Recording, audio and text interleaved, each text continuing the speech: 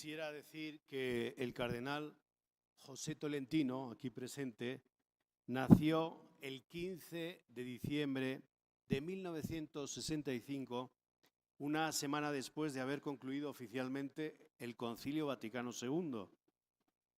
Sus primeros años de vida, sus 9 años primeros de vida, los vivió en Angola, en África, en medio de un ambiente natural y político muy particular, grandes extensiones de tierra, por supuesto el mar, así como el fin de la colonia portuguesa en esas tierras en el año de 1975. Sus estudios académicos los realizó entre dos mundos, la Universidad Católica de Portugal, así también como el Pontificio Instituto Bíblico de Roma, en donde hizo sus estudios de ciencias bíblicas para después regresar a Portugal y allí realizar el doctorado en teología bíblica. Su experiencia pastoral se combina entre la parroquia, la formación, la universidad, servicio intenso en las estructuras propias de su diócesis, la atención a las comunidades religiosas, la parroquia, docente en el seminario diocesano, también en la Conferencia Episcopal Portuguesa, en donde fue secretario nacional de Pastoral de la Cultura por 10 años, así como decano de la Facultad de Teología, vicerrector de la Universidad Católica de Portugal y rector del Pontificio Colegio Portugués en Roma. Su servicio a la Santa Sede inició el 26 de junio del 2018, cuando fue nombrado responsable del archivo y biblioteca del Papa Francisco, siendo ordenado arzobispo. 1 año y 4 meses después fue creado cardenal de la Santa Iglesia. En enero del 2020 fue nombrado miembro del Pontificio Consejo de Cultura y poco después miembro de la Congregación para la Evangelización de los Pueblos, de la Congregación para la Causa de los Santos, así como del Dicasterio para los Obispos. El 26 de septiembre del 2022 fue nombrado prefecto del recién creado Dicasterio para la Cultura y la Educación. A sus 25 años, en 1990, empezó su largo y fecundo camino como escritor. Su primera obra fue Los días contados. Y a partir de ahí podemos enlistar más de ellas. Señalo a continuación las que han sido traducidas al español. Encontrar y poseer el tesoro escondido del 2011, Padre nuestro que estás en la tierra, 2013, Ningún camino será largo, 2013, Hacia una espiritualidad de los sentidos, 2016, Pequeña teología de la lentitud, 2017, La construcción de Jesús, del 2017, Elogio de la sed, recomendado en la edición El Pozo de Siquem, 2018. Cabe mencionar que esta obra contiene los ejercicios espirituales de la Cuaresma que don José impartió al Papa Francisco y a los miembros de la Curia Romana. Luego también al año siguiente, el 2019, El hipopótamo de Dios, 2020, El poder de la esperanza, también La mística del instante, El pequeño camino de las grandes preguntas, el año 2021. En portugués tiene una lista mucho mayor de libros publicados, entre los que se encuentran también estudios bíblicos, ensayos, poesía y obras de teatro.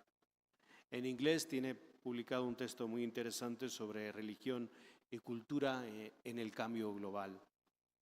Ha recibido una gran cantidad de premios y honores: la Universidad de Aveiro en Portugal, la Universidad de Pernambuco, Universidad Católica de Pernambuco en Brasil, así como recientemente la Universidad Católica de Argentina le han otorgado el doctor honoris causa. Estos son algunos datos del señor cardenal Tolentino de Mendoza. Bem-vindo, obrigado.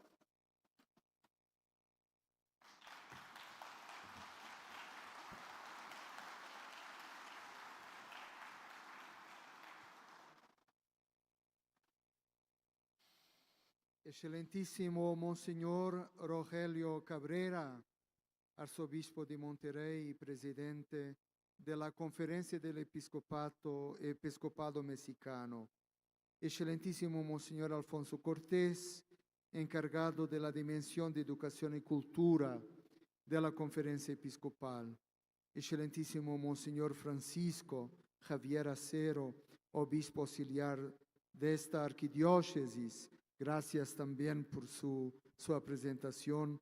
Y quería saludar, también nominar Padre Eduardo Corral, que es incansable en esta organización.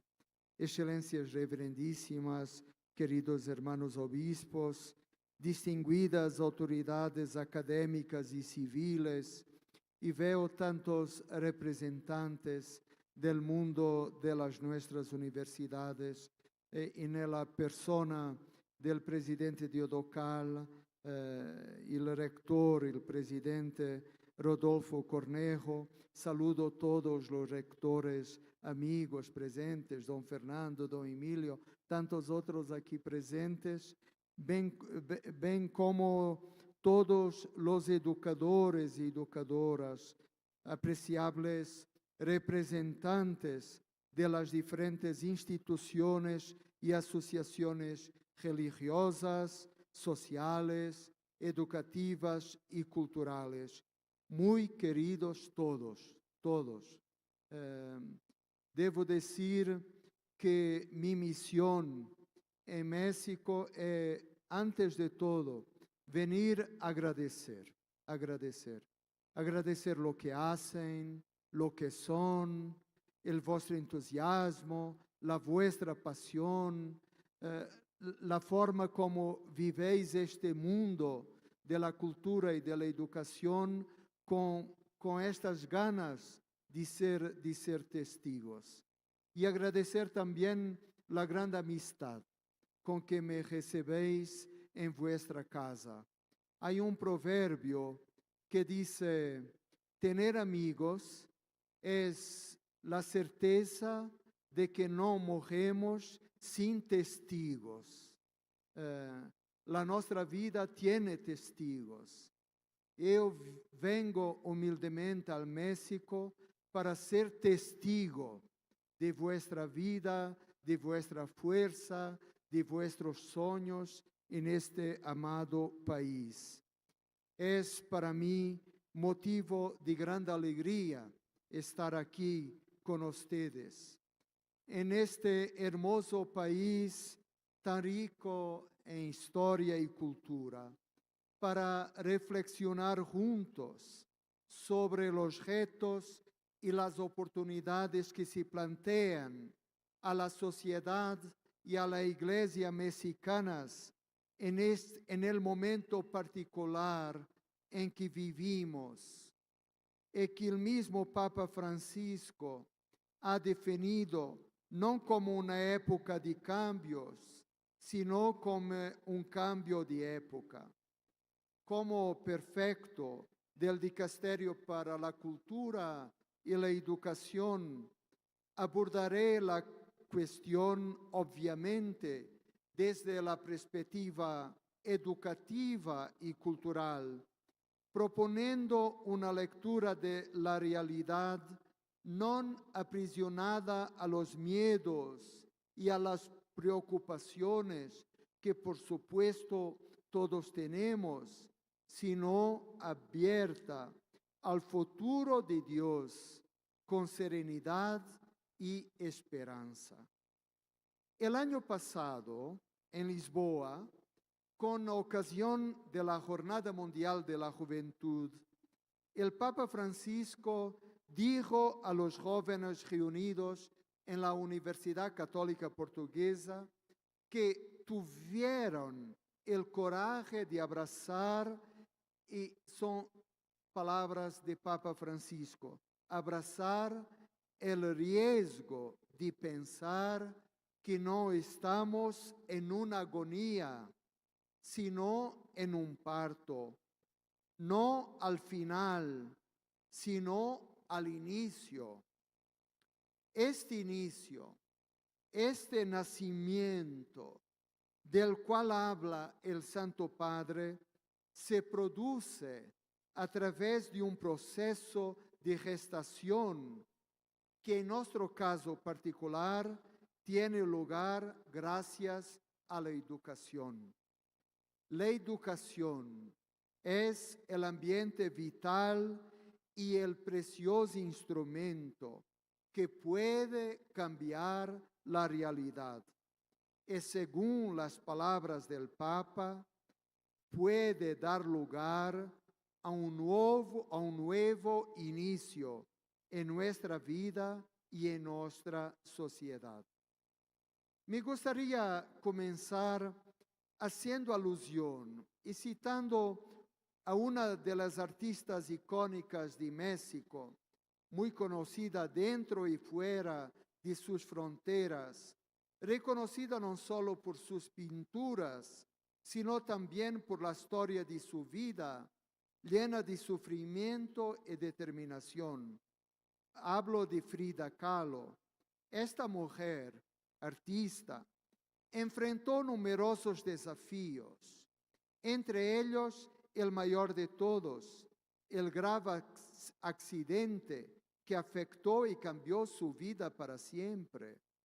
Sin embargo, supo transformar su dolor en arte y sus limitaciones en potencialidades, creando obras con las que manifestó su tenacidad para aferrarse a la vida. Una de sus frases más famosas las escribió cuando fue operada por última vez y decía: pies, ¿para qué los quiero si tengo alas para volar?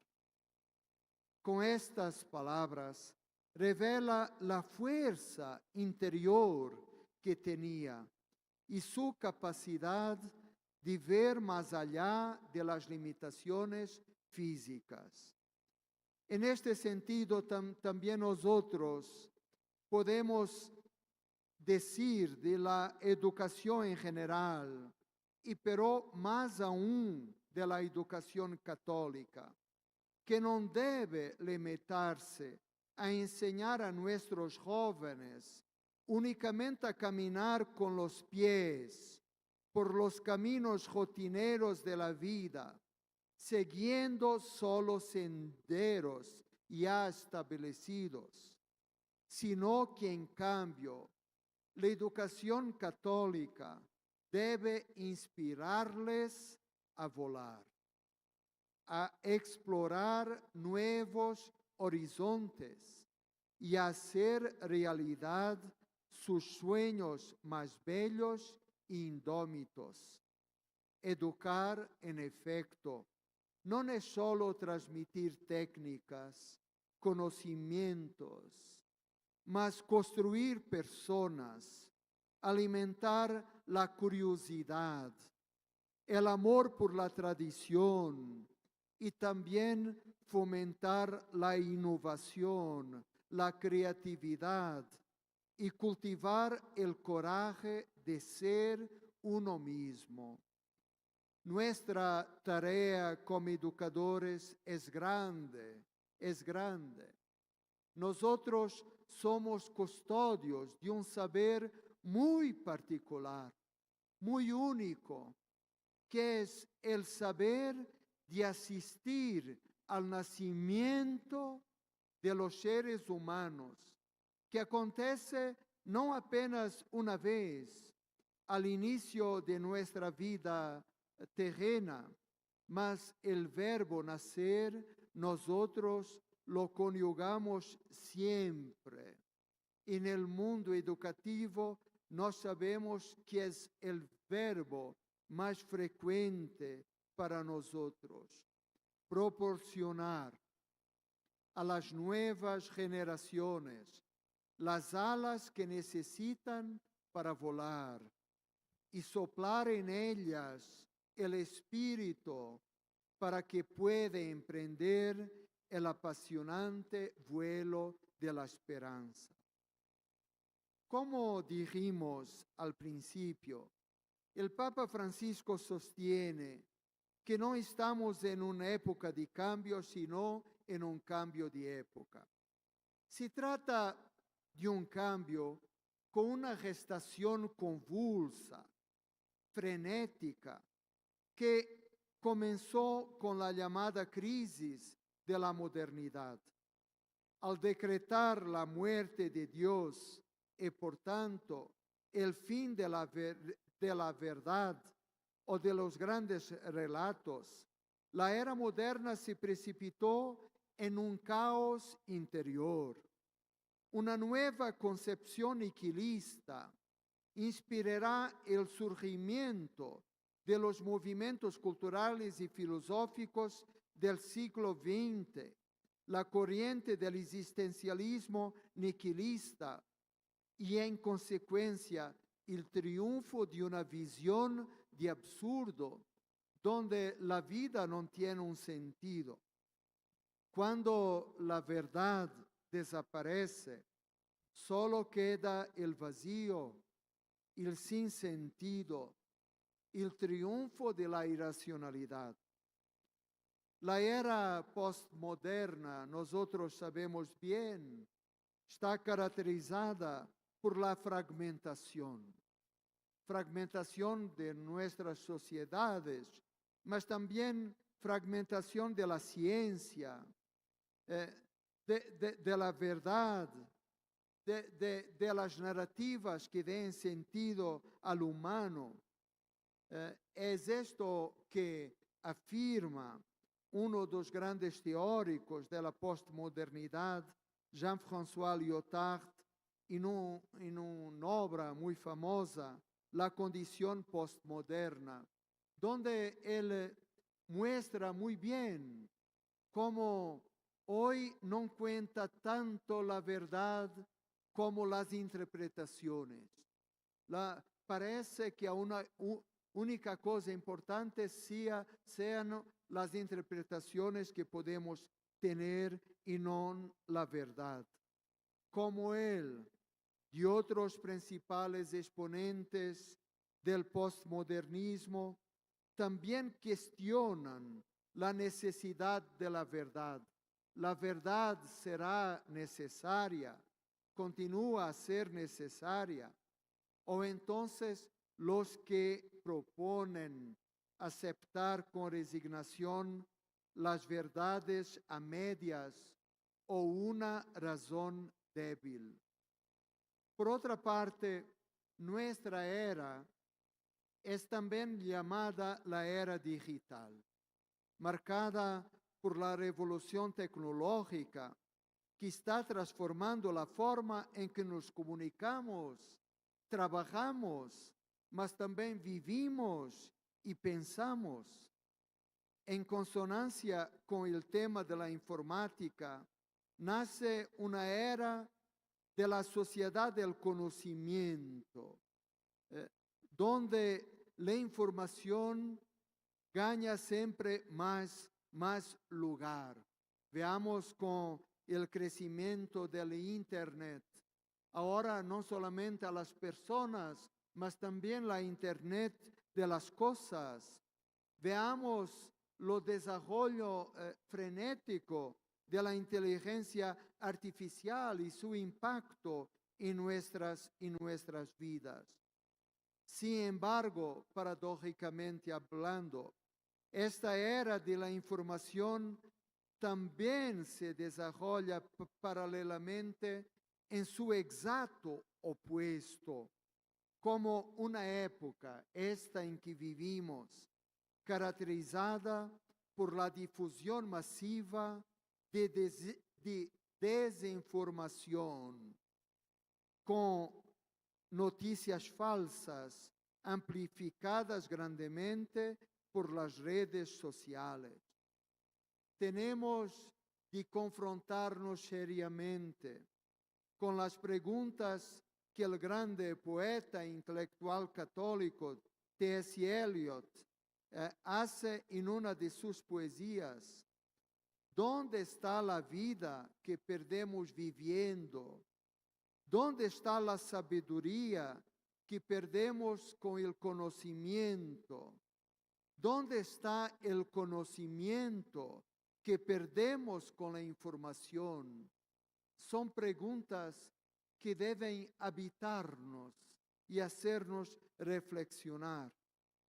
De la interconexión de información pasamos a la interconexión económica, cultural y política a escala mundial, que se resume en el término globalización. Y la idea de un sistema basado en la abstracción, el análisis y la comercialización de datos personales, los famosos algoritmos, y el establecimiento de políticas de acuerdo a dichos resultados. Hoy nosotros sentimos los grandes y bellos horizontes que se abren, mas también los peligros para las libertades, para la libertad de los seres humanos en estas sociedades siempre manipuladas, donde la persona humana se reduce fácilmente a un algoritmo. Desde un punto de vista sociológico, el filósofo Zygmunt Bauman definió nuestra época como la era de la modernidad líquida, es decir, nuestra época está en constante cambio e incertidumbre. Todo es fluido, decía Bauman, y se encuentra en suspenso. No hay principios firmes ni seguridades que den certeza. Desde un punto de vista psicológico, la situación es también muy compleja.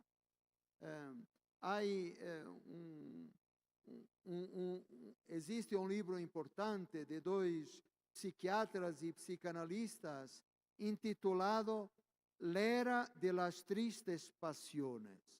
La nuestra era sería esta de las tristes pasiones, caracterizada por un sentimiento generalizado de ansiedad, de impotencia, también de violencia, de raiva, marcada por estas incertidumbres sociales, políticas, económicas y, por supuesto, por una grande crisis antropológica e espiritual.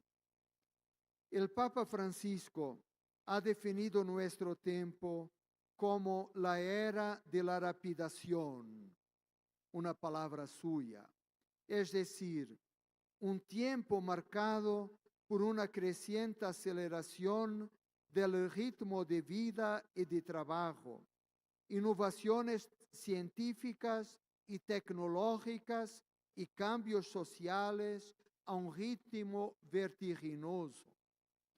Habla también de la era del descarte, una estación marcada por la marginación y la exclusión de individuos y grupos sociales considerados no productivos o que no cumplen con los estándares del mercado de consumo.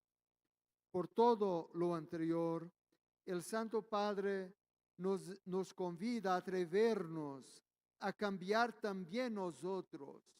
El grande cambio necesario empieza por nosotros, a no refugiarnos en el pasado apenas, sino a tener la valentía de pensar en grande, pensar diferente, abriendo nuevos senderos que nos conduzcan a una renovación que al mismo tiempo es personal, mas coincidencia en la sociedad y en el mundo exterior.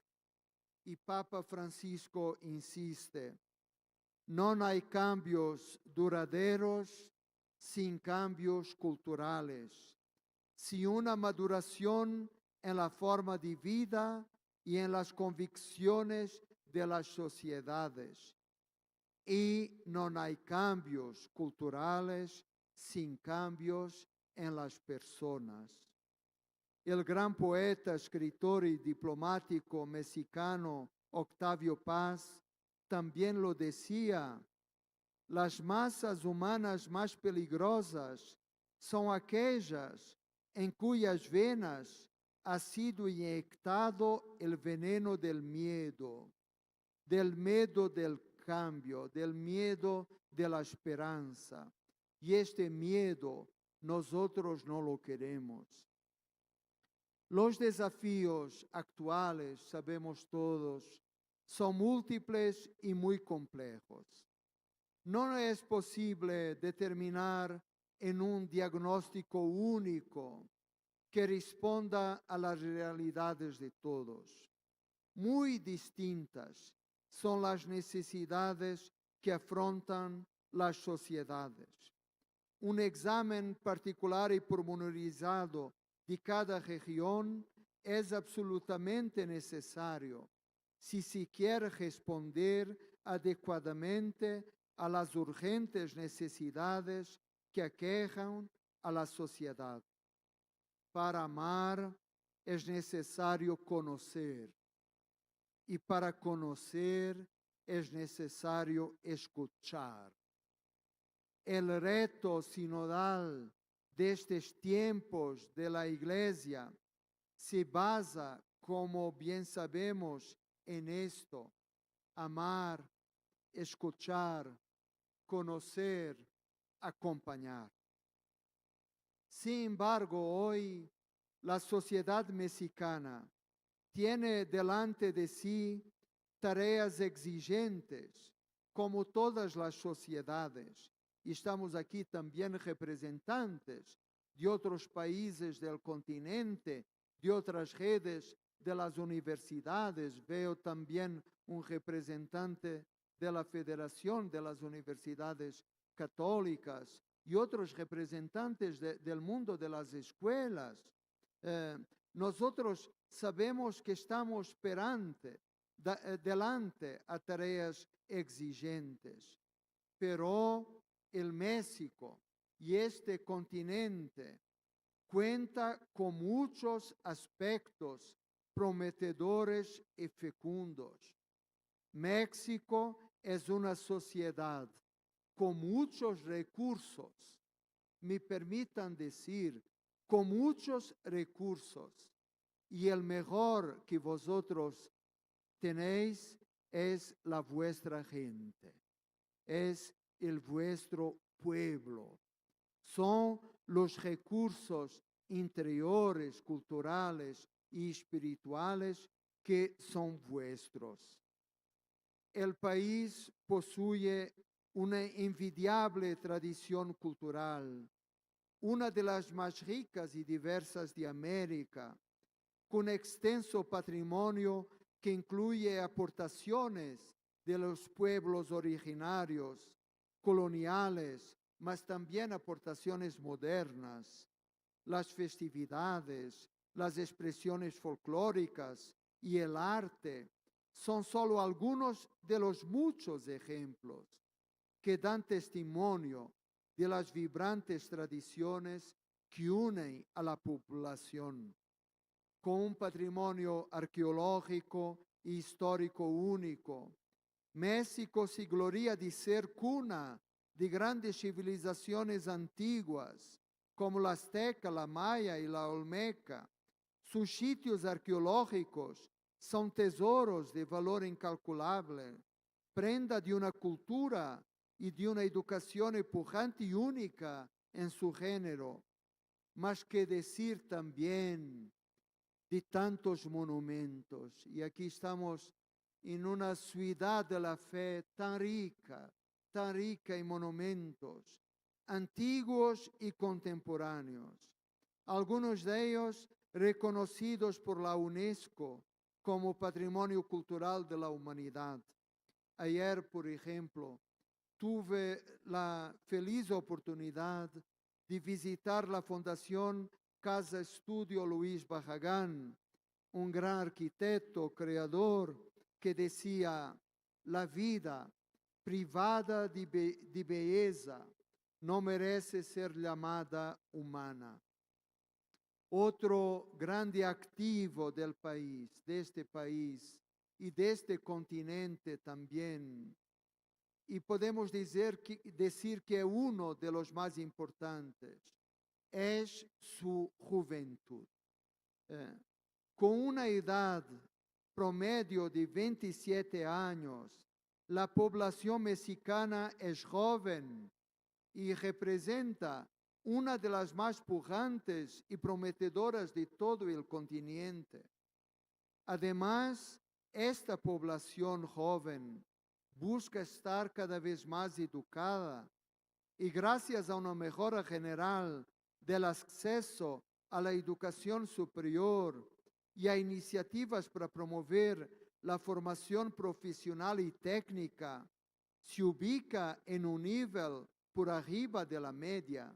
Esto también quería decir la importancia de la escuela técnica profesional, que hoy está siendo redescubierta como un instrumento de promoción muy importante para nuestras sociedades. La sociedad mexicana también es conocida por su fuerte sentido de comunidad y respaldo. Durante crisis como los terremotos o los huracanes, los mexicanos han demostrado una extraordinaria capacidad para unirse y ayudarse unos a otros, mostrando un profundo sentido de empatía y solidaridad. Y por último, pero no menos importante, diría que es el corazón pulsante. La religiosidad es un elemento fundamental de la cultura e identidad mexicanas. Este es un país profundamente religioso. Este aspecto se refleja en muchas de sus tradiciones, fiestas y lugares de peregrinaciones como esto.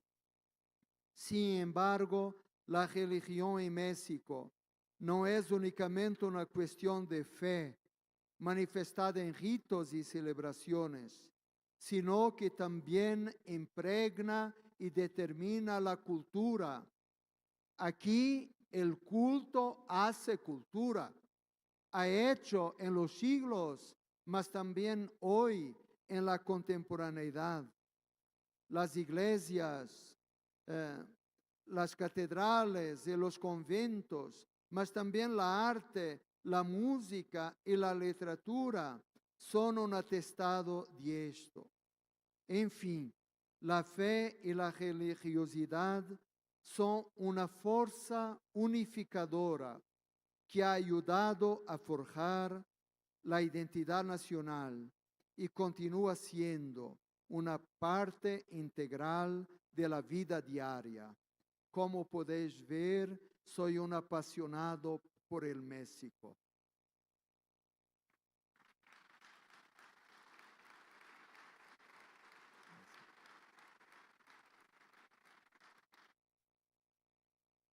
Empecemos a hablar del Pacto Educativo Global. Para generar el cambio de época del cual habla el Papa Francisco, es imprescindible apostar por la educación de nuevas generaciones. Invertir en los jóvenes, en México y en este continente, significa interesarse por una gran parte de la población. En México, el 30% de sus habitantes son jóvenes. 38 millones de personas entre los 12 y los 29 años de edad. No tengan miedo. No tengan miedo de embarcarse en la fascinante aventura de educar, ofreciendo a los jóvenes verdaderas perspectivas de vida y de futuro. Papa Francisco, con su proyecto del Pacto Educativo Global, ha invitado a todos aquellos que trabajan en el campo de la educación y la cultura a unir sus esfuerzos. Y es tan importante para nosotros, católicos del mundo católico, de la cultura y de la educación, unir esfuerzos, hacer red, hacer coro. La unión hace verdaderamente la fuerza. Unir esfuerzos para educar las nuevas generaciones en este espíritu de fraternidad universal. Para lograr este objetivo, Papa Francisco ha trazado 7 caminos o compromisos que constituyen sobre todo una llamada a la conversión. El pacto educativo es un camino sapiencial, es un arte de vivir. Puede traducirse en un currículo, mas no solo. Debe traducirse en un estilo, en un modo de ser escuela católica, universidad católica, en un modo de habitar la cultura, de hacer los diálogos culturales, de ser testigo de los grandes valores del humanismo cristiano. Es esto el espíritu del pacto global. El Santo Padre nos habla de 7 compromisos. Los 5 primeros se refieren al ser humano. En primer lugar, poner a la persona en el centro de todo el proceso cultural y educativo. Después, privilegiar a las jóvenes generaciones, escuchándolas y atendiéndolas. Educar no es un proceso unívoco de comunicación. Educar es una circularidad. Nosotros precisamos escuchar los jóvenes y atender a sus necesidades, a sus deseos. Hoy, un elemento de grande preocupación para los educadores es que los jóvenes no son escuchados, que nosotros en nuestra sociedad no escuchamos su voz y precisamos escucharlos y oírlos. Esto nos llama Papa Francisco. Tercero principio, una especial atención a las mujeres, favoreciendo la plena participación de ellas en la educación. La pobreza no conoce sexo, es tanto femenina como masculina, mas tenemos de reconocer, hay una pobreza que se conyuga más dramáticamente para las mujeres. Y esto nosotros precisamos atender, haciendo que las niñas puedan tener lugar en la educación, formar las mujeres para poder dar su contributo en esta sociedad con plena participación. Cuarto principio, no olvidar el papel fundamental que tiene la familia en la educación. Nosotros, escuelas católicas, por supuesto, sabemos que nuestros primeros aliados son las familias, porque entre las escuelas y las familias se celebra un pacto de confianza, Y este diálogo con las familias debe siempre estar en los nuestros objetivos principales. Y quinto principio, abrirse a la acogida de los demás, especialmente a los más vulnerables y marginados. En este México ofrece también tantos buenos ejemplos. El presidente de la conferencia episcopal, Monseñor Cabrero, me decía, pienso que no es una inconfidencia, que una de las cosas bonitas que él testimonia es el acogimiento, la acogida de los inmigrantes. Es muy bonito de ver que se construye así una sociedad, no de la hostilidad, más de la hospitalidad.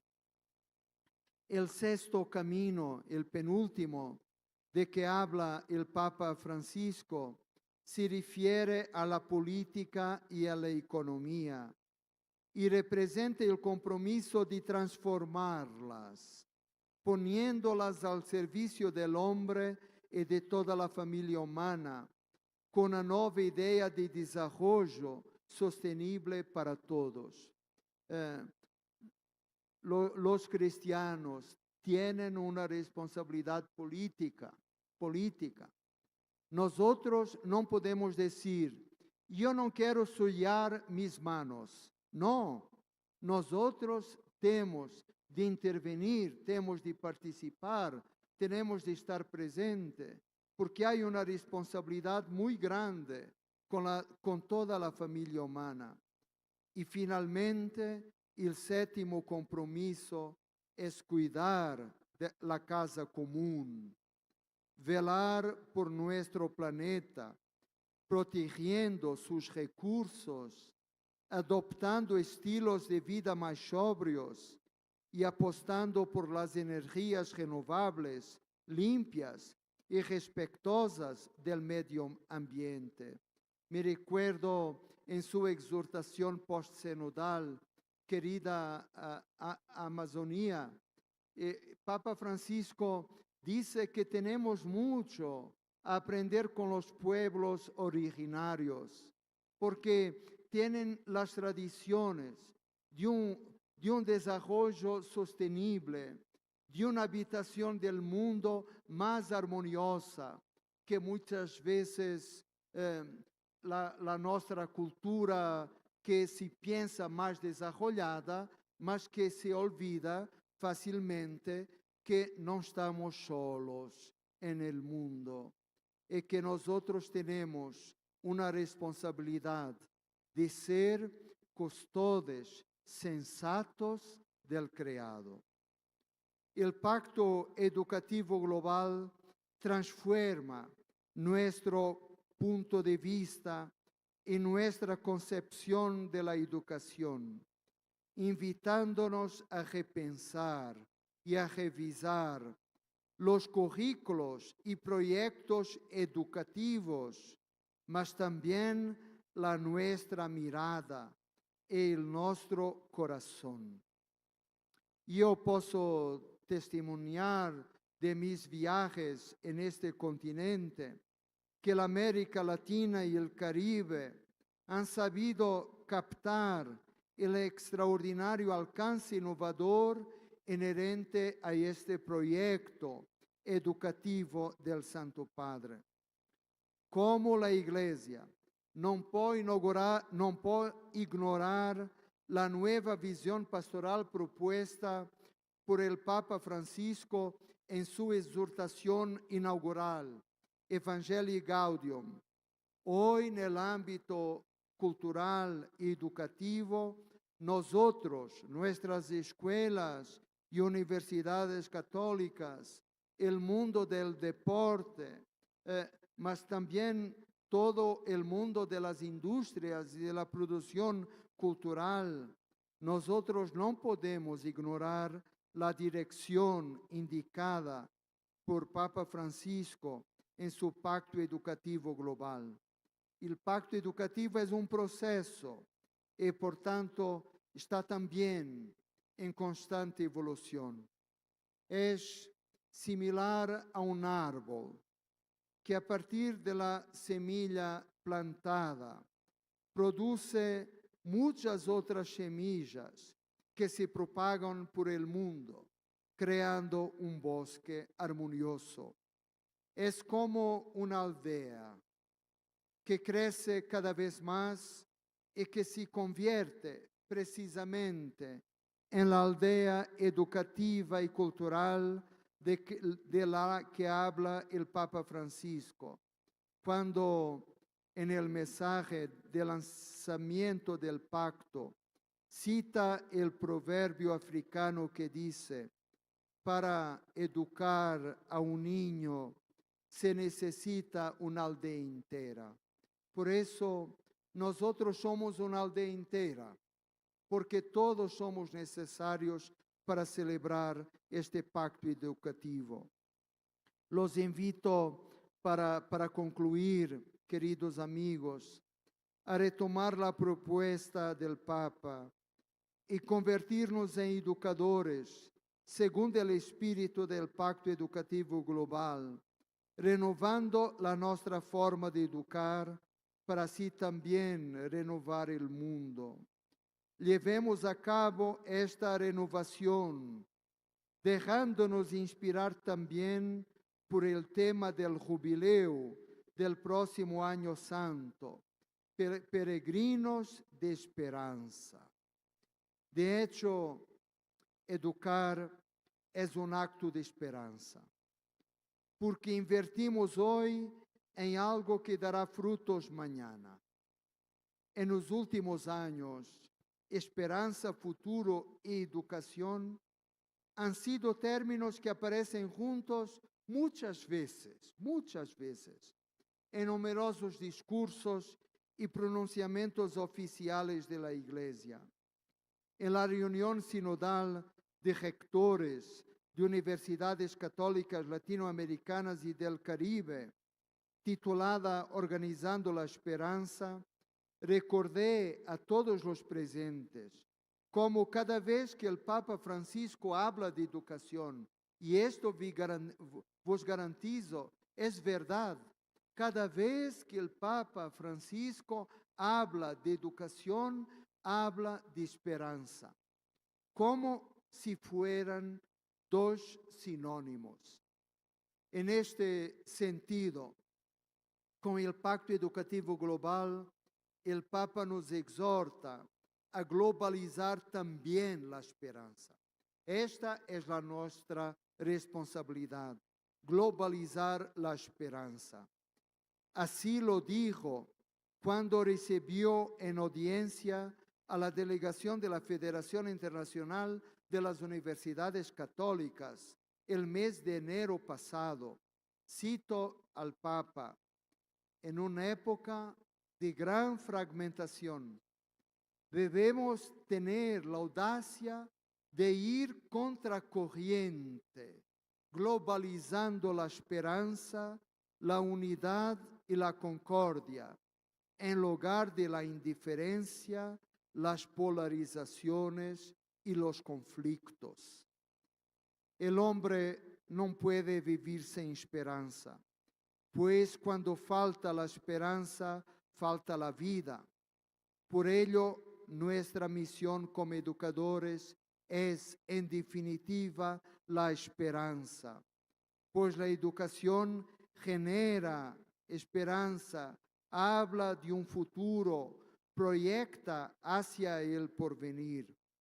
Hagamos, por tanto, que nuestras escuelas, nuestros centros, nuestros percursos y universidades muestren cómo la esperanza no es una quimera, no es una utopía, sino dinamismo concreto, laboriosidad, posibilidad, compromiso. Seamos fieles a la esperanza que cientos de millares de jóvenes depositan todos los días en nuestras manos. Una imagen que me conmueve mucho y lo he tenido ocasión de decir en Puebla, una imagen que me conmueve mucho es cuando entran los estudiantes en una escuela, porque los vemos con tantos sueños, tantos deseos de ser, de desarrollar su vocación, mas vemos también una cosa muy especial. Vemos la luz de sus ojos, la luz de sus ojos. Y les pido que nos sintamos muy responsables por no decepcionar estas expectativas, por no apagar esta luz. En este viaje no estamos solos. Con nosotros está presente y nos acompaña siempre nuestra Madre Santísima, que fue la grande educadora, modelo para los educadores, y que aquí en este lugar sagrado veneramos con la invocación de María de Guadalupe. Recordemos sus palabras: no estoy yo aquí, que soy tu madre, no estás por ventura en mi regazo. Pidamos hoy a ella, nuestra morenita de Tepeyac, que así como un día pacificó y unió a todo un pueblo bajo su propio manto, así también hoy nos una y nos proteja en la justicia, la paz y el futuro. Muchas gracias.